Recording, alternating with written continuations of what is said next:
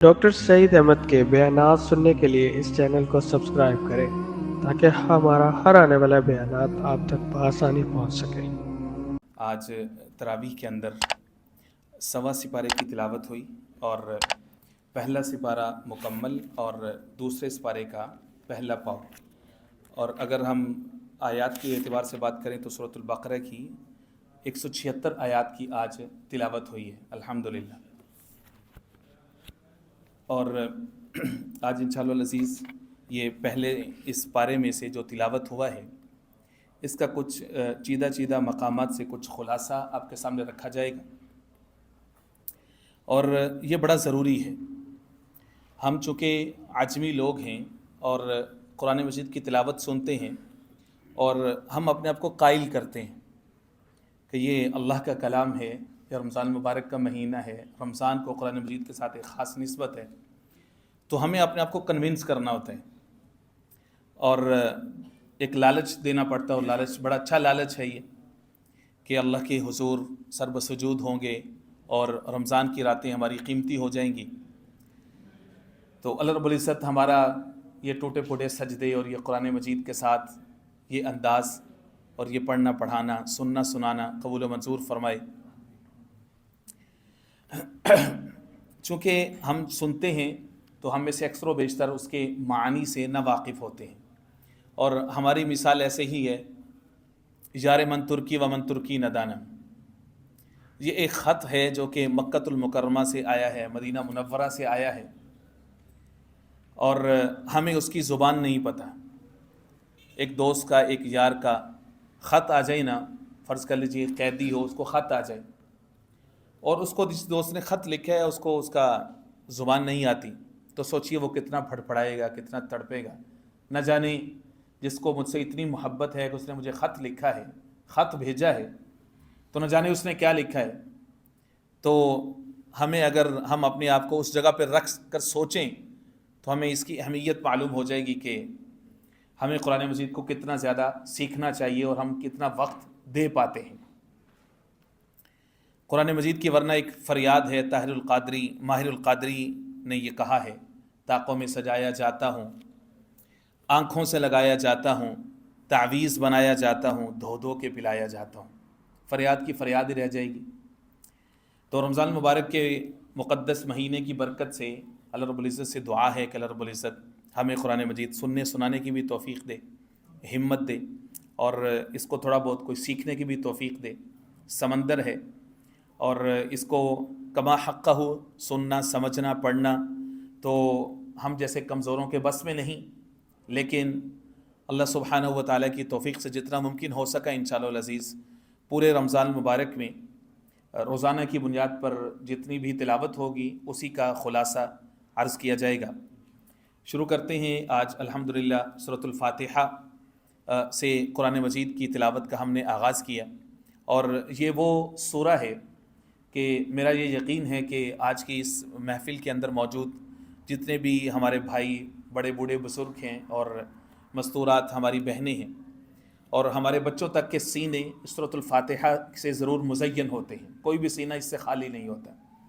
اور یہ اتنی بڑی سورہ ہے کہ اس کو اہل علم نے لکھا ہے کہ یہ پورے قرآن مجید کا خلاصہ ہے، پورے قرآن مجید کا خلاصہ ہے، اور اس کو قرآن مجید نے خود کہا ہے سورۃ الحجر کے اندر کہ وَلَقَدْ آتَيْنَاكَ سَبْعًا مِّنَ الْمَثَانِي وَالْقُرْآنِ الْعَظِيمِ، اللہ نے فرمایا کہ ہم نے آپ کو 7 مثانی یعنی 7 ایسی آیات عطا کی ہیں، مثانی جو تکرار کے ساتھ بار بار پڑھی جاتی ہیں، ہر رکعت میں پڑھی جاتی ہیں، ہر نماز میں پڑھی جاتی ہیں، اور یہ ایسی شاندار ہیں۔ اللہ کرے کہ ہمیں جو اس کے اندر ایک معنی کا مفہوم، معنی کا ایک جہاں آباد ہے، اللہ کرے کہ ہمیں اس کی حقیقت نصیب ہو جائے۔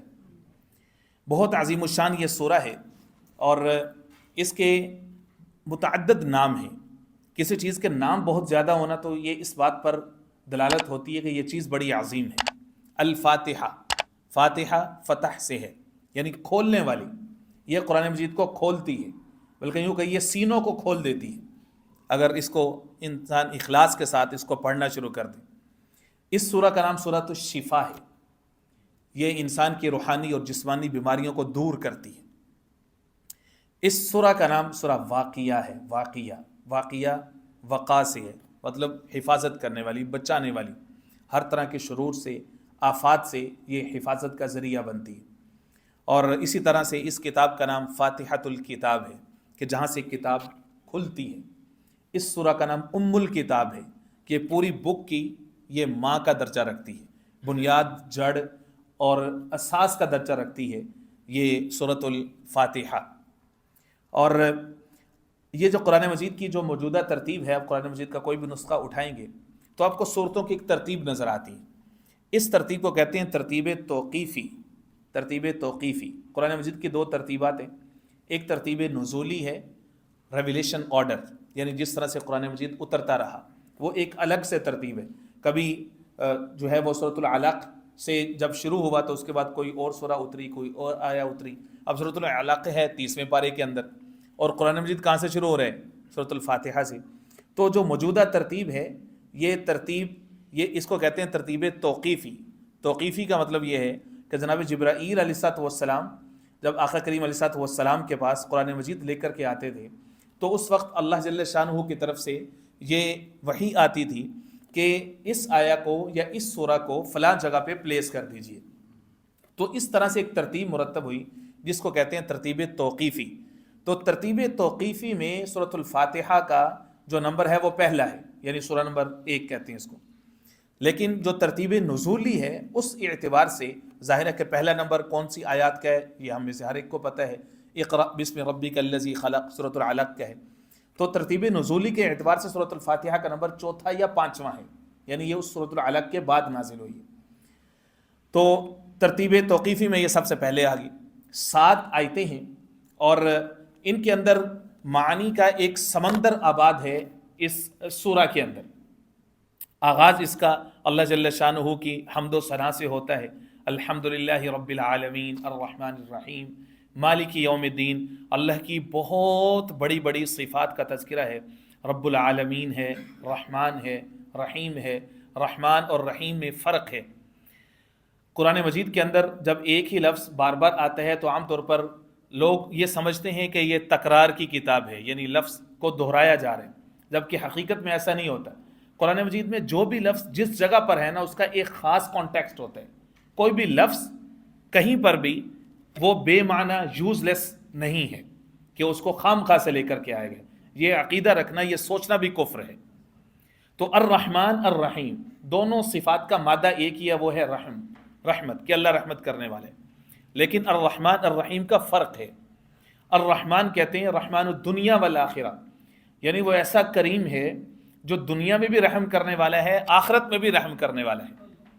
اور الرحیم سے مراد کہ وہ آخرت میں رحم کرنے والا ہے، اس کا ایک دوسرا پہلو ہے۔ الرحمن سے مراد ہے مومنوں پر بھی رحم کرنے والا ہے، یعنی ماننے والوں پر بھی، اور کافروں پر بھی، نہ ماننے والوں پر بھی رحم کرنے والا ہے، اس کی رحمت اتنی وسیع ہے۔ اور الرحیم کہتے ہیں خاص مومنوں پر رحم کرنے والا، اور وہ آخرت میں جو رحم ہوگا اللہ کا وہ کس کے لیے خاص ہے؟ صرف اور صرف ماننے والوں کے لیے، مؤمنین کے لیے، متقین کے لیے۔ تو یہ جو سورہ ہے اس کے اندر اللہ رب العزت نے عجیب تقسیم فرمائی ہے، انسان حیران ہو جاتا ہے۔ پہلی 3 آیتیں اللہ کی بندگی اور اللہ کی حمد و ثنا کے اوپر مشتمل ہیں، ان کے اندر صرف اور صرف اللہ کی تعریف اور تعارف ہے۔ الحمدللہ رب العالمین الرحمن الرحیم مالک یوم الدین، اللہ اللہ، رحمان رحیم مالک، اللہ۔ اچھا، اس کے بعد والا جو حصہ ہے، آخری والا جو حصہ ہے، اہدنا الصراط المستقیم صراط الذین انعمت علیہم غیر المغضوب علیہم ولا الضالین، یہ بندوں کے لیے خاص ہے کہ اس میں بندے اللہ سے دعا کر رہے ہیں کہ اے رب ہمیں سیدھا راستہ دکھا۔ جو درمیان والی آیت ہے نمبر 4، ایاک نعبد و ایاک نستعین، یہ اللہ اور بندوں کے درمیان مشترک ہے۔ ایاک نعبد، انسان یہ کہہ رہا ہے کہ اے اللہ ہم خاص تیری عبادت کرتے ہیں، و ایاک نستعین، اور خاص تجھ سے ہی مدد چاہتے ہیں۔ تو عبادت کرنا میرا کام ہے اور مدد کرنا تیرا کام ہے، کہ تیرا کام صرف اور صرف اتنا ہے کہ تو آ کر کے اپنی پیشانی کو اللہ کے سامنے رکھ دے، جھکا دے، پھر اللہ دیکھ کیا کرتا ہے۔ ہاں مجھے مثل کیمیا خاک میں تو ملائے جا، شان میری گھٹائے جا، رتبہ میرا بڑھائے جا، کھولے یا نہ کھولے در، منتظر رکھ اپنی نظر، تو अपना काम कर, यानी सदा लगाए जा, तेरा काम सिर्फ इतना है कि तू सदा लगाता रहे, तू उम्मीद रख और मांगता रहे। सूरतुल बकरा है कुरान मजीद की तवील तरीन सूरा है, यानी इसकी 286 आयात हैं, 40 रुकू हैं, और ये तकरीबन 2.25 से 2.5 पारों पर मुश्तमिल है। पहला पारा मुकम्मल, दूसरा पारा मुकम्मल, तीसरे पारे का पाव से यानी रुबो से भी ज़्यादा हिस्सा, ये 286 आयात पर मुश्तमिल ये सूरा है, और इसके बेशुमार एजाज़ात हैं। कुरान मजीद की सबसे लंबी आया वो भी इसी सूरा में है, जिसकी तिलावत इंशाअल्लाह अज़ीज़ कल होगी, तीसरे पारे के अंदर, यानी जो इसका सेकंड लास्ट जो रुकू है इस सूरा का, उसके अंदर कुरान मजीद की सबसे लंबी आया है, और उसके अंदर अहकामात का एक समझिए दरिया बहता है, और उसकी तिलावत इंशाअल्लाह अज़ीज़ कल होगी। ये इस सूरा का एजाज़ है। इस सूरा का जो नाम है इसके ऊपर गौर कीजिए, अल बकरा। अल बकरा, लोग बकरा बकरा कहते हैं, नो, अल बकरा, बकरा, बकरा का मतलब होता है गाय। तो कई सारे लोग जो हैं वो मगरबी सोच के हामिल लोग और मगरिब से पढ़े हुए लोग मुस्तशरिकीन की जद में आकर के वो एतराज़ करते हैं कुरान मजीद की मुख्तलिफ चीज़ों के ऊपर, जिनमें से एक ये भी है कि जो सूरा का नाम है बकरा रख दिया, गाय। अब ना तो इसमें गाय की मुख्तलिफ किस्में हैं, ना गाय की फिजियोलॉजी है, ना गाय की बीमारियों का इलाज है, इसमें ये सारी चीज़ें तो नहीं है, तो इस सूरा का नाम बकरा क्यों रखा? भाई कुरान मजीद जो है वो ना तो हिस्ट्री की बुक है, ना किसी खास एक सब्जेक्ट की बुक है। कुरान मजीद तो इंसानों के लिए उतरा है, उनकी हिदायत के लिए उतरा है, उनकी ज़िंदगी के हर पहलू को एड्रेस करने के लिए उतरा है। इस सूरा का नाम सूरतुल बकरा क्यों रखा गया? क्योंकि आगे चल करके एक किस्सा आ रहा है इस सूरा के अंदर, जहां पर बकरा यानी गाय का एक वाक़े का तज़किरा मौजूद है। और वो क्या है, बनी इसराइल की जो कौम थी उनके अंदर एक किस्सा हुआ कि एक शख्स था, एक नौजवान, उसने अपने चचा को कत्ल कर दिया। लालच उसको ये था कि चचा कत्ल होगा, ये मालदार है, इसका माल भी मुझे मिलेगा, और इसकी जो बेटी है उसके साथ मैं निकाह कर लूँगा, तो मुझे माल भी मिल जाएगा और मेरी ख्वाहिश भी पूरी हो जाएगी। ये लालच है। याद रख लें कि इंसान को हमेशा से 3 चीज़ें डबो देती हैं। दुनिया में जितने जराइम होते हैं ना, यूँ कह लीजिए कि उसके पीछे 3 चीज़ें होती हैं, जन, ज़र, ज़मीन। जन की खातिर गुनाह होते हैं, जराइम होते हैं, ज़र माल की खातिर होते हैं, या ज़मीन की खातिर होते हैं। जितने कत्ल होते हैं 99.99%, बहुत बड़ा क्लेम है ये, ऐसे ही होता है, इन 3 चीज़ों की खातिर कत्ल होता है। तो उसने भी यही किया, कातिल का पता नहीं था, तो फिर अल्लाह रब्बुल इज़्ज़त ने जो है वो अपने पैगम्बर यानी जनाब मूसा अलैहिस्सलाम को फरमाया कि आप इनसे कहें कि कातिल को अगर ये सच्चे दिल से पता करना चाहते हैं तो फिर ये एक गाय को ज़बह करें और गाय का कोई हिस्सा जो है वो मकतूल के ऊपर मारें, वो इतनी देर के लिए ज़िंदा होगा, वो अपने कातिल का नाम बता देगा। अब ये उनको सिर्फ इतना कहा गया था कि तुम ये कर लो, लेकिन बनी इसराइली क्या थे, वो दरअसल वो जो कातिल था ना वो ताकतवर था। जिस तरह हमारे मुआशरे के अंदर जो अनारकी है ना, जो तबाही और बर्बादी है, वो ये है कि लोग ताकतवर का साथ देते हैं, पावरफुल का साथ देते हैं। जो जितना बड़ा कातिल होगा, जो जितने ज़्यादा जुल्म ढाएगा, जो जितना लोगों की ज़मीनों के ऊपर, जायदादों के ऊपर कब्जा करेगा, जिसको कहते हैं ना टैके वाला, हाथी के पाँव में सबका पाँव, लोग हक के साथ खड़े नहीं होंगे, उसके सामने दब जाएंगे, उसके साथ खड़े हो जाएंगे। अब बाकी जो लोग थे उनको यह था कि यार कातिल कहीं एक्सपोज ना हो जाए। अब वो बहाने करने लगे कि वो गाय कैसी हो, उसका रंग कैसा हो, उम्र कैसी हो, इस तरह से ना बार बार, यानी उनका असल मकसद वो कातिल तक पहुंचना नहीं था, बल्कि असल मकसद जनाब मूसा अलैहिस्सलाम को तंग करना था। माअज़ल्लाह सुम्मा माअज़ल्लाह। ये जो है वो आया नंबर 68 से ये वाक़या शुरू होता है और अगली चंद आयात तक ये वाक़या जो है वो चलता है। बिल आखिर उनके सब सवालों का जवाब आ गया और वही उनको करना पड़ा। वो जो गाय थी जिसके साथ शर्तें वो मांग रहे थे कि कैसी हो, रंग कैसा हो, वो गाय मिली तो बहुत महंगी मिली और बिल आखिर उन्होंने उसको ज़बह किया। तो फिर अल्लाह के हुक्म से वो जो मकतूल था उसके जिस्म के ऊपर उन्होंने उसका कुछ हिस्सा मारा और वो ज़िंदा हुआ और उसने अपना कातिल जो है वो बता दिया। अब अल्लाह की ज़ात तो अल्लाह की ज़ात है, तो जब इंसान तहे दिल से जब अल्लाह के सामने कुछ मांगता है, हाथ फैलाता है, अल्लाह की तरफ मुतवज्जो होता है, तो अल्लाह उसके लिए रास्ते खोल देते हैं, इसमें कोई शक नहीं। तो इसके अंदर ये वाक़या मौजूद है, इसलिए इस सूरा को सूरतुल बकरा कहते हैं। अच्छा, ये इस सूरा का जो आगाज़ हो रहा है उसकी तरफ गौर कीजिए। الف لام میم ذالک الکتاب لا ریب فیہ. الف لام میم جو ہے یہ حروف مقطعات میں سے. قرآن مجید میں کچھ ایسے حروف ہیں جہاں سے صورتوں کا آغاز ہوتا ہے، وہ اللہ اور اس کے رسول کے درمیان راز ہیں صلی اللہ علیہ وسلم. ہمیں اس کے معنی کا پتہ نہیں ہے اور کوشش بھی نہیں کرنی چاہیے. بس جب بھی وہ الفاظ ہیں تو صرف اتنا کہنا آمنا و صدقنا، ہم ایمان لاتے ہیں، تصدیق کرتے ہیں، اللہ جانے اور اللہ کا رسول جانے صلی اللہ علیہ وسلم. ذالک الکتاب لا ریب فیہ، یہ کتاب ایسی ہے کہ اس میں کوئی شک نہیں ہے. اچھا، دنیا بھر میں جتنے رائٹرز آتھرز کتابیں لکھتے ہیں تو جو پبلشرز ہیں ان کی طرف سے ایک اصول مرتب ہے، یعنی ہر کنٹری کا ایک لا ہے کہ بھئی بک تب آپ کی چھاپی جائے گی جب اس کے شروع میں آپ کوئی پیش لفظ یا آپ اس کے سامنے کچھ الفاظ لکھیں گے جس میں آپ یہ اقرار کریں گے کہ دس از ہیومن ایفرٹ، یہ ایک انسانی کوشش ہے، میں نے اپنی طرف سے ایک ریسرچ کی ہے، میں پیش کر رہا ہوں، کوئی غلطی ہو جائے بتا دیجیے گا، یہ فون نمبر ہے، یہ ای میل ہے، اگلے ایڈیشن میں ہم اس کو صحیح کر کے شائع کر دیں گے. یہ قرآن مجید کا ایسا معاملہ نہیں ہے. قرآن مجید یہ کہتے ہیں مجھے کھولنے سے پہلے، پڑھنے سے پہلے، آگے جانے سے پہلے، سب سے پہلے اس بات کو مانو ذالک الکتاب لا ریب فیہ. عقیدہ سب سے پہلے سیدھا کرو کہ یہ ایسی کتاب ہے اس میں کوئی شک ہی نہیں ہے، اس میں تمہیں کوئی شک و شبہ کی گنجائش نہیں ملے گی. ہدی للمتقین، یہ متقین کے لیے ہدایت ہے. یہ رمضان مبارک جو آیا ہے ہماری زندگیوں میں الحمدللہ، روزوں کے بارے میں بھی اللہ رب العزت نے یہی فلسفی رکھی ہے. وہ آیا کہ جس کی تلاوت انشاءاللہ العزیز کل ہوگی، یعنی دوسرے پارے کے اندر، یا ایھا الذین آمنوا کتب علیکم الصیام کما کتب علی الذین من قبلکم لعلکم تتقون. روزے کا اصل مقصد ہے تقوی، اور جو متقین ہیں ان کے لیے انعامات اللہ رب العزت نے اس سورہ کے شروع میں بیان فرما دی ہیں. متقین لوگ کون ہیں؟ الذین یؤمنون بالغیب، نمبر 1 ایمان بالغیب. یاد رکھیے کہ دیکھ کے ہر بندہ ایمان لے آتا ہے. بڑے بڑے ملحدین ہیں دنیا بھر کے اندر، لوگ بڑے بڑے اعتراض کرتے ہیں. مسلمانوں کی جو نوجوان نسل ہے وہ بھی جو جدید تعلیمی ادارے ہیں ان میں جا کر کے اس جو ایتھیزم کی یا الحاد کی جو ایک ویو ہے اس کی نظر ہو رہی ہے. اللہ ہمارے بچوں کے ایمان کی حفاظت فرمائے. ان کی طرف سے سب سے بڑا سوال ہی اللہ کی ذات کے بارے میں آتے ہیں، کہاں ہیں، کدھر ہیں، کیا ضرورت ہے، معاذ اللہ ثم معاذ اللہ. تو اللہ رب العزت نے فرما دیا ہے کہ بھائی اصل ایمان ہی ہمیں کون سا چاہیے؟ ایمان بالغیب چاہیے. دیکھ کے تو ہر بندہ ایمان لے آئے گا، اللہ کو دیکھ کے، عذاب کو دیکھ کے، اور اس کی سب نشانیوں کو دیکھ کے، سارا کچھ دیکھ کے پھر ایمان لانا کس کام کے؟ ہدی للمتقین. فرمایا ایمان بالغیب سب سے پہلی صفت ہے متقین کی.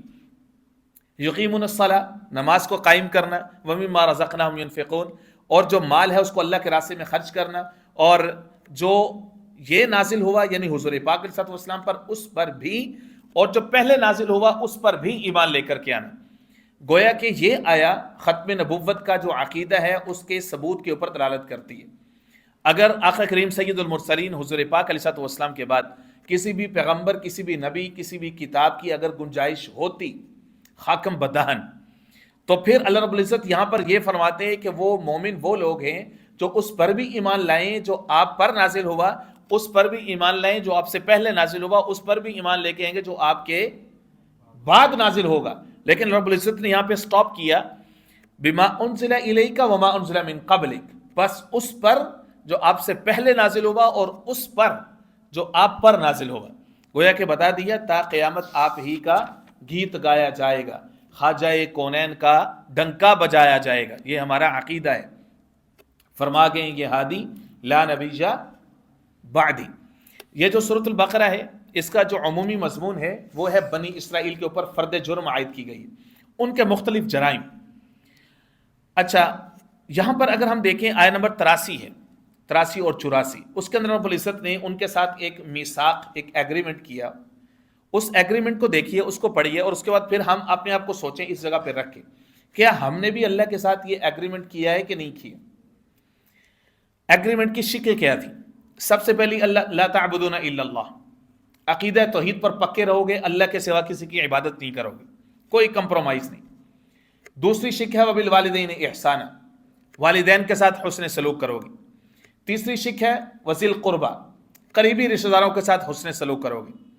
چوتھے نمبر پر ہے والیتامی، یتیموں کا حق ادا کرو گے. پانچویں نمبر پر ہے والمساکین، جو گرے پڑے لوگ ہیں مساکین، ان کی مدد کرو گے. چھٹے نمبر پر ہے وقولوا للناس حسنا، لوگوں کے ساتھ اچھے طریقے سے پیش آؤ گے، اچھے طریقے سے ان کے ساتھ بات کرو گے. ساتویں شک ہے نماز قائم کرو گے. آٹھویں شک ہے وآتوا الزکاۃ، زکوٰۃ ادا کرو گے. 9ویں شک ہے ایک دوسرے کا خون نہیں بہاؤ گے، قتل نہیں کرو گے، اور 10ویں شک ہے کہ ایک دوسرے کو اس کے گھر سے نہیں نکالو گے۔ یہ 10 شکوں پر ان کے ساتھ ایگریمنٹ ہوا تھا۔ اب جس شریعت محمدی علیہ السلام پر ہم ایمان رکھتے ہیں، ہم نے جس پیغمبر کا کلمہ پڑھا ہے صلی اللہ علیہ وسلم، کیا ان کی شریعت میں یہ 10 شکیں نہیں ہیں؟ کیا ہمارے اوپر یہ لاگو نہیں ہوتا کہ ہم ان 10 چیزوں کی پابندی کریں؟ یہ جو 10 شکیں کہ جن کی مخالفت بنی اسرائیل نے کی، تو اللہ رب العزت نے ان کو امام بنایا تھا، ان کو فرمایا تھا فضلناکم علی العالمین، سب جہان والوں پر تمہیں فضیلت ہے، من و سلوہ تمہارے لیے اترے گا۔ ان کے اوپر اتنی زیادہ نعمتیں تھیں، لیکن انہوں نے ان شقوں کی پامالی کی، تو اللہ رب العزت نے ان سے امامت چھینی، سرداری چھینی، تاج ان سے چھینا اللہ رب العزت نے، اور وہ تاج امت محمدی علیہ السلام کو عطا کیا، اور جس کا اعلان کیا سورۃ البقرہ کے اسی پہلے پارے کا جو حصہ ہے اس کے اندر کیا، رکوع نمبر 15 کے اندر، جس میں اللہ رب العزت نے بنیاد باندھی کہ اب ہم ایسی قوم، ایسی امت، ایسا پیغمبر کھڑا کرنے والے ہیں کہ جو صحیح معنی میں ملت ابراہیمی کا پیروکار ہوگا، اس کو صحیح معنی میں تازہ کر کے، فریش کر کے انسانیت کے سامنے پیش کرے گا۔ اور اللہ رب العزت نے فرما دیا کہ جناب ابراہیم علیہ السلام، ہمارا آپ سے وعدہ ہے کہ آپ نے ہمارے امتحانات پاس کیے ہیں، اس لیے ہم آپ کو امام بنا رہے ہیں۔ وَإِذِ ابْتَلَىٰ إِبْرَاهِيمَ رَبُّهُ بِكَلِمَاتٍ فَأَتَمَّهُنَّ، اللہ نے جناب ابراہیم علیہ السلام سے امتحانات لیے، آج ہمارے اوپر بھی امتحان آتا ہے۔ ذرا دیکھیے اللہ کے خلیل کا کیا انداز تھا۔ کون کون سے امتحانات تھے؟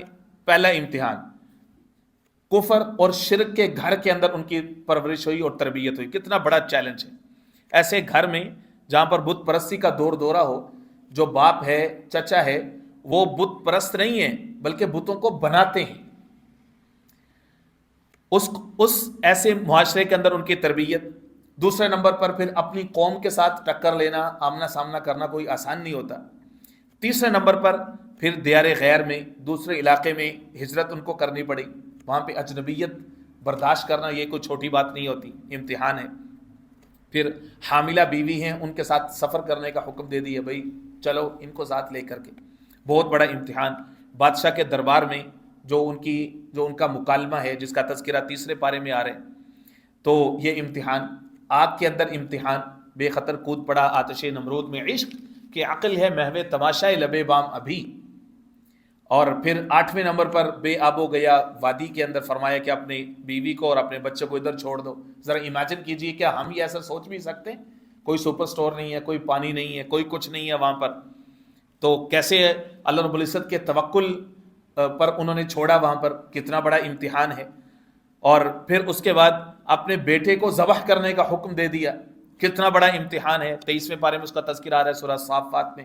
یہ یاد رکھ لیں کہ یہ اللہ رب العزت نے اپنے لاڈلے حبیب حضور پاک علیہ السلام کی وساطت سے، ان کے وسیلے سے ہمارے اوپر رحم فرما دیا ہے۔ امیجن کیجئے اگر یہ حکم ایسے ہی رہتا، اگر اللہ تعالیٰ جنت سے دمبا نہ بھیجتے، حکم ایسے ہی رہتا ہے کہ بیٹے کو ذبح کرنا ہے، تو سوچئے کہ ہر سال باپ کے لیے کتنا بڑا امتحان ہوتا ہے کہ اس نے بیٹے کو ہی ذبح کرنا ہے۔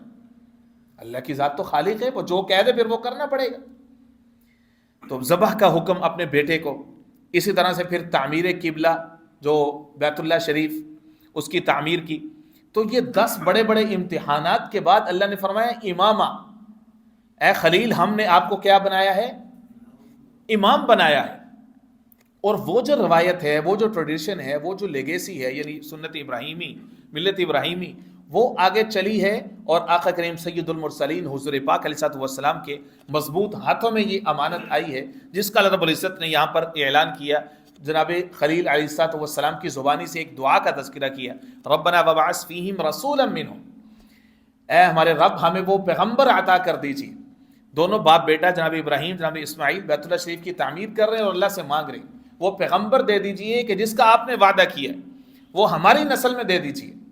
اور ان کی صفات کیا ہیں؟ یتلو علیہم آیاتک ویعلمہم الکتاب والحکمہ ویزکیہم، وہ کتاب کی وہ تلاوت کریں گے، ویعلمہم الکتاب اس کی تعلیم دیں گے، والحکمہ حکمت سکھائیں گے، ویزکیہم اور ان کا تزکیہ کریں گے۔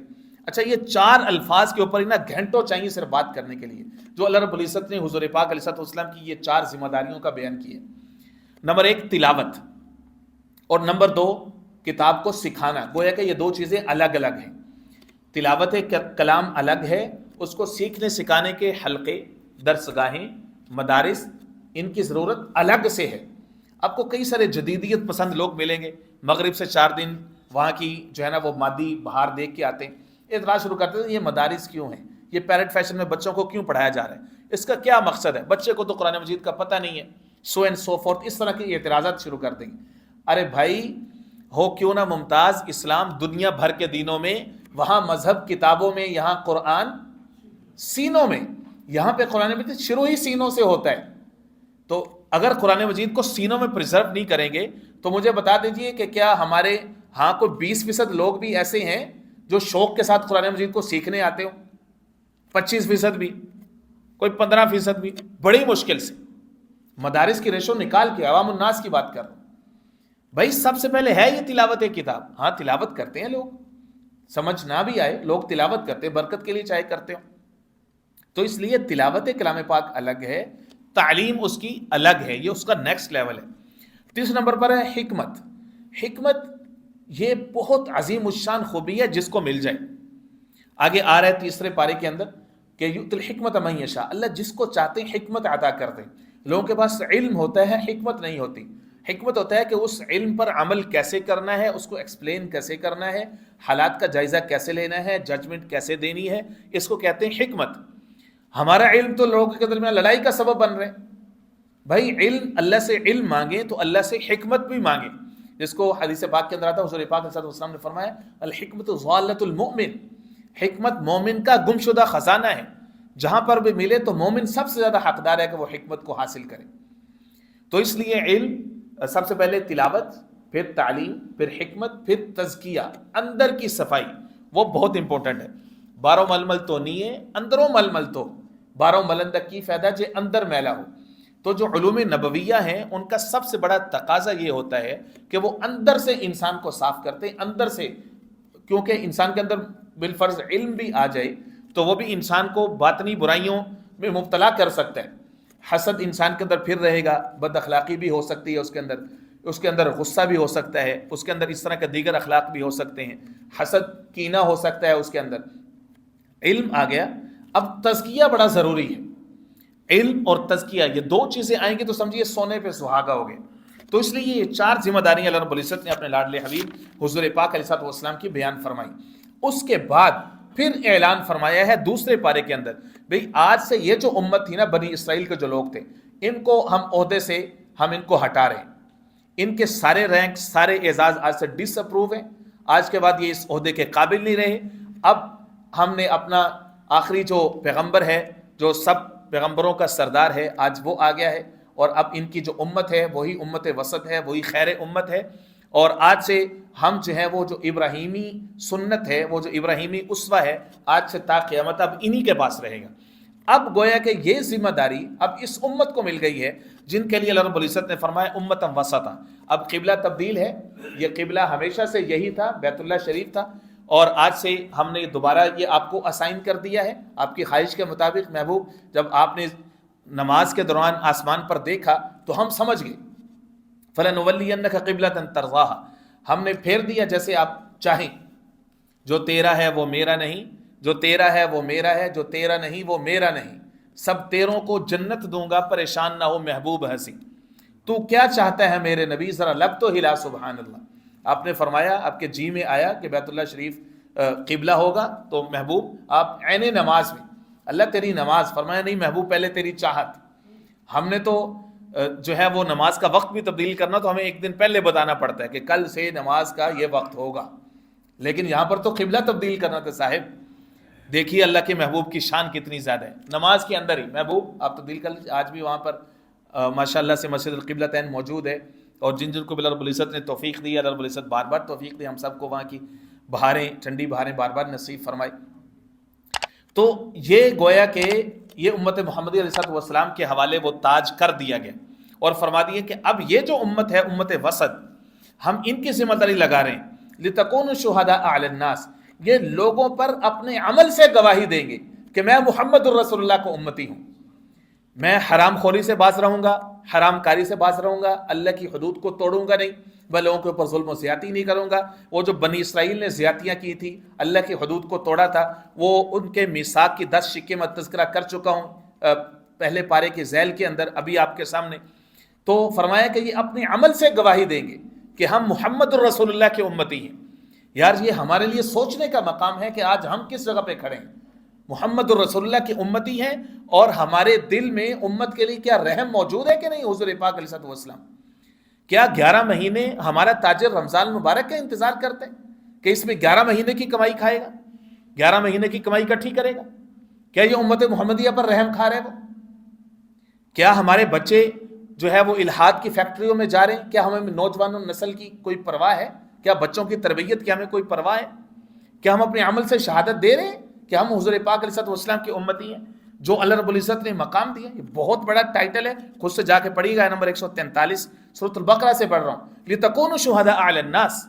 اللہ نے فرمایا کہ یہ جو امت ہم آپ کو دے رہے ہیں نا, یہ قیامت کے روز سب انسانوں پر گواہ بن کے آئیں گے. کیسے گواہ بن کے آئیں گے؟ آج یہود و نصارہ کے دیس میں امن ہو, وہاں پر سچ کا بول بالا ہو, لوگ وہاں سے آئیں, ان کی صفائی کی تعریف کریں, ان کے سچ کی تعریف کریں, ان کی عدالتوں کے انصاف کی تعریف کریں, اور وہ مسلمانوں کے ملک سے واپس جائیں, وہ بددیانتی کا میسج لے کے جائیں, وہ جھوٹ کا میسج لے کے جائیں, وہ کہیں کہ ہم تو یہ سن کے آئے تھے کہ انصاف کا دین ہے دین اسلام, یہ تو امن کا دین ہے, یہاں پہ لوگوں کی زندگی ہی عجیب ہے, نہ ان کے ہاتھوں سے کسی کا مال محفوظ ہے, نہ جان محفوظ ہے, نہ عزت محفوظ ہے. یہ ہے شہداء علی الناس. تو میرے دوستو, قرآن مجید کا میسج کو سمجھیے کہ یہ کتنا ضروری ہے. خالی تلاوت اس لیے فرمایا کہ کافی نہیں ہے, بلکہ اس کے ساتھ اس کو سمجھنا بھی کافی ہے. مضامین بے شمار ہے, لیکن آخر میں میں کنکلوڈ کرتے ہوئے صرف آپ کو جو آخری پیسج ہے ایک جگہ سے میں آپ کے سامنے رکھ دیتا ہوں, آیت نمبر 155 اور 56, 55 اور 56 کے ذیل میں سورۃ البقرہ کی. اس میں اللہ فرماتے ہیں کہ لوگوں ہم تم سے امتحان لیں گے. اس وقت کا انسانوں کے درمیان سب سے بڑا سوال یہی ہے کہ what is objective of our life. ہم کیوں ہیں اس دنیا میں, کیوں ہیں؟ ہم جب پیدا ہو گئے تو ہم قید میں آ گئے, یہاں سے سالویشن کیا ہے, نجات کس چیز میں ملنی؟ دین اسلام اس کا سب سے کنکریٹ اور سب سے بہترین آنسر دیتے ہیں. وہ یہ ہے کہ آپ یہاں پر کمرہ امتحان میں ہیں صاحب, آپ کا امتحان ہو رہا ہے, آپ کی ہر ایک چیز ایویلویٹ ہو رہی ہے, and there are consequences later اور سونر. اس کا نتائج بھی آپ کے سامنے آئیں گے, کبھی دنیا میں آ جاتے ہیں, کبھی آخرت میں آئیں گے. عدل و انصاف فقط حشر پہ موقوف نہیں, زندگی خود بھی گناہوں کی سزا دیتی. قبر امتحان کے اندر فرمایا کہ ہم تمہیں 5 طرح کے پیپر ہیں ہمارے پاس, اور اس میں سے ہم اپنی حکمت کے ساتھ مختلف انداز میں تمہارا امتحان لیں گے. وہ کون سے سبجیکٹس ہیں؟ آیت نمبر 154 کے اندر 55 کے اندر فرمایا وَلَنَبْلُوَنَّكُمْ بِشَيْءٍ مِّنَ الْخَوْفِ وَالْجُوعِ وَنَقْصٍ مِّنَ الْأَمْوَالِ وَالْأَنفُسِ وَالثَّمَرَاتِ. 5 چیزوں سے ہم لوگوں کو آزماتے ہیں, خوف کے ذریعے سے, بھوک کے ذریعے سے, وَنَقْصٍ مِّنَ الْأَمْوَالِ مالی نقصان, وَالْأَنفُسِ جانی نقصان, وَالثَّمَرَاتِ پھلوں کا نقصان. اس کے بعد فرمایا وَبَشِّرِ الصَّابِرِينَ, صبر کرنے والوں کو خوشخبری سنا دیں. یہ ہے مومن کی شان. تکلیف آئے, تنگی آئے, نقصان آئے, مالی نقصان, جانی نقصان, کسی بھی طریقے سے, اس کی زبان پہ سب سے پہلے جملہ کیا آتا ہے؟ انا للہ و انا الیہ راجعون. ہمارے یہاں یہ جملہ بڑا عجیب ہے, صرف اس سینس میں استعمال ہوتا ہے جب بھی بولو تو کہتے ہیں یار کوئی مر تو نہیں گیا. اور بھائی قرآن مجید کی یہ تعلیم ہے کہ جب بھی کوئی نقصان ہو تو انسان سب سے پہلے اللہ کی طرف رجوع کرے کہ اللہ کی اس میں کوئی حکمت ہے, تو اس وقت پڑھنا ہے انا للہ و انا الیہ راجعون. ضروری نہیں ہے کہ انسانی جان جائے تو پھر ہی یہ پڑھنا ہے, کسی بھی طرح کے نقصان پر آپ جو ہے وہ پڑھ سکتے ہیں انا للہ و انا الیہ راجعون. اور یہ ہمارے عقیدے کا بہترین ریفلیکشن ہے, اس کا اظہار ہے کہ بے شک ہم سارے اللہ کے ہیں اور ہم سب کو اللہ ہی کی طرف لوٹ کر کے جانا ہے. وما علینا الا البلاغ.